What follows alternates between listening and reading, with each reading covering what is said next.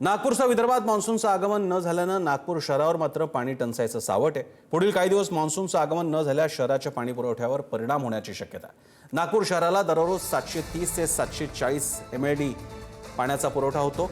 मात्र शहराला पाणी पुरवठा करणाऱ्या नवेगाव खैरी प्रकल्पातील जलसाठ्यात महिनाभरात 20.72% घट झाली आहे।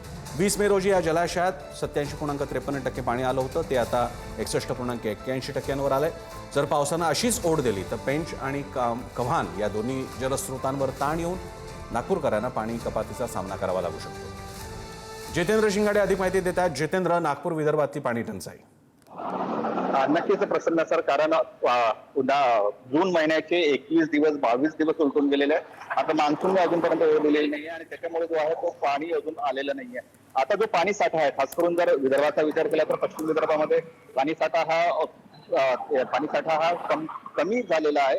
मात्र पूर्व विदर्भाचा विचार केला किंवा नागपूरचा विचार केला तर पाणी साठा हा सध्या तरी पुरेसा आहे। मात्र जर पावसाने अशीच ओढ दिली आणि पाऊस आला नाही लवकर, कारण जी सध्या परिस्थिती आहे 25 तारखेपर्यंत पाऊस येणार नसल्याचं, किमान विदर्भात मान्सून येणार नसल्याचा हवामान विभागाचा अंदाज आहे। आणि या दृष्टीने एकीकडे उकाडा वाढतोय, नागरिकांना उकाड्याचा त्रास सहन करावा लागत आहे, तर दुसरीकडे पाणी टंचाई निर्माण होण्याचा शक्यताही वर्तवण्यात येत आहे। सध्या नागपूर शहराला पाणीसाठा उपलब्ध जो आहे तो जवळपास 51 ते 52% आहे। मात्र जर परिस्थिती राहिली तर मात्र पाणी कपात करण्याची वेळ येऊ शकते। आणि त्यामुळे आता पाऊस कधी पडतो, मान्सून कधी येतो आणि उकाडा कधी संपतो आणि त्यामुळे होणारी जी पाणी टंचाई आहे ती होऊ नये यासाठी आता सगळ्यांचं लक्ष जे आहे ते आकाशाकडे आणि मान्सूनकडे लागलेलं आहे। धन्यवाद जितेंद्र।